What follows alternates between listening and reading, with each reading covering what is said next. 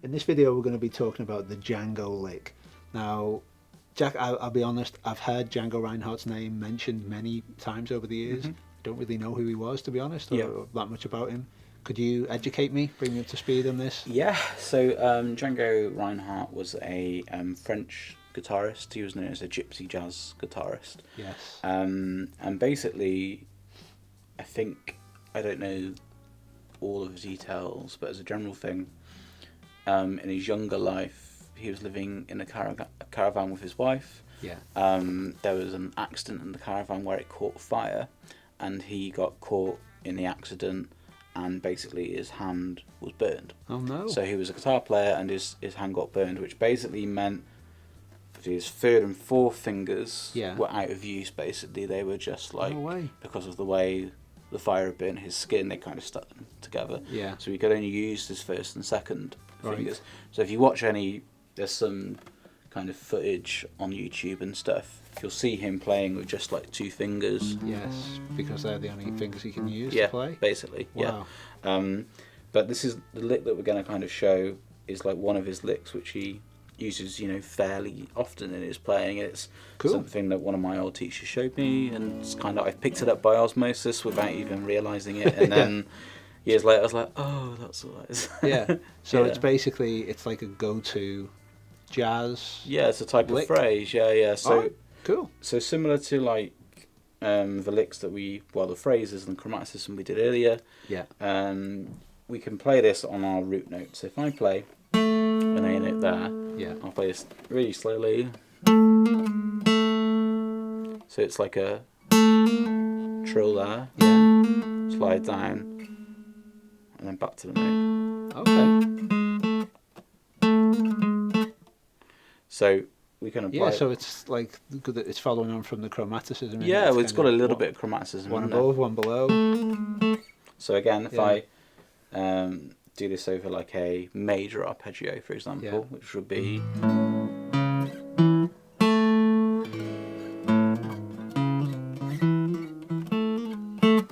Okay, I see. So you would apply it on each step of the arpeggio. Yeah. Could we hear that again?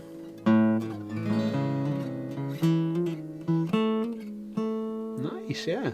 So I've used that in rock contexts as well and gone. Yeah, it totally would work. Yeah.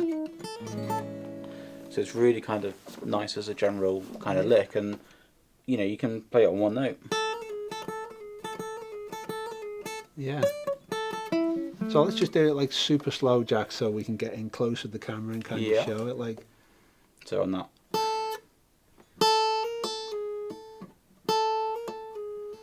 So a couple of things that might be worth mentioning is that like I pick the first note. Yeah. Hammer on. Do like a little trill. Yeah. Slide down. Yeah. And then pick the last note. So a trill is when we just hammer on and off quite quickly to create that. So we just we hear three pitches. Yeah. So pick, pull off. Yeah. Down. Yeah. Very cool. And we could apply that to a single note. We could apply that to an arpeggio, or any note of any scale that we wanted to, just to give it a bit of a flourish. And something new. Exactly. Yeah. You can do it on chords. Yeah. That can kind of be quite nice, but it takes a bit of practice to get that. Yeah. But yeah. But just again, another nice thing to sprinkle in at certain points. Yeah. Don't want to overuse it, but every now and again when you drop it in, it's something extra that's adding colour and interest to what you're playing. Yeah. Mate, that's super cool. So if somebody wants to get started with that, Jack, I'm guessing it's probably the best place to begin would be to just practice it on the single note. Yeah. So maybe just on a root note of a scale that you're playing. Yeah. Just to keep things as simple as you possibly can. And then maybe progress to playing that through on an arpeggio. Yeah. And then, I guess if we want to give people a real challenge to get their teeth into, they could try like a whole scale as well. Yeah. So not just an arpeggio. Yeah, so you could do it on your minor pentatonic, which would be like.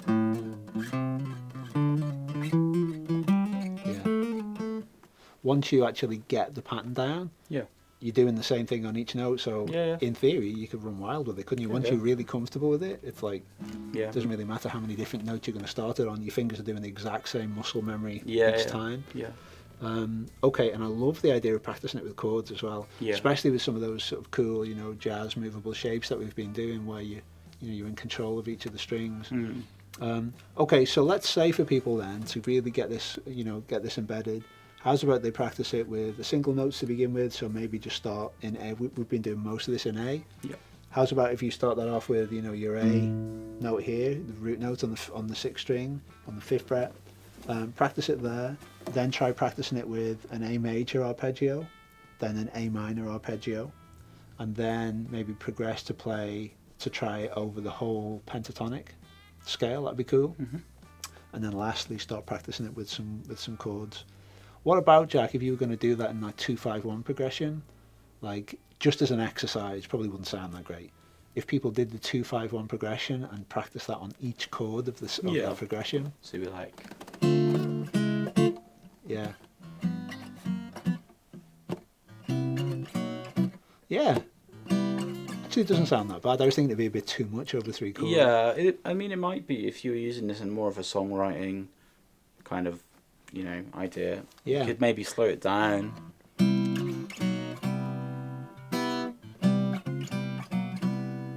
Yeah, and play around with it from that point of view. Yeah, you can.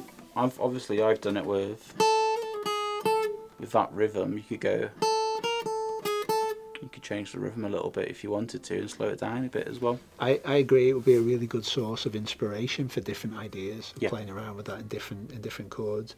I think if people do it with the 2-5-1 progression, like even though it might be a bit overkill, like obviously to present an entire song that way, I think just in terms of getting the technique under your fingers, I think that would be a great way to do it. And then again, you can just drop that in occasionally, maybe just like on a 1 chord, or a root note, or just as a little flourish to finish something off. Yeah. Mate, that's so cool. I don't know how I've never heard of that before, the Django lick. I'm all in on the Django lick. I'm going to give that a try. Thank you, Jack. That was really cool.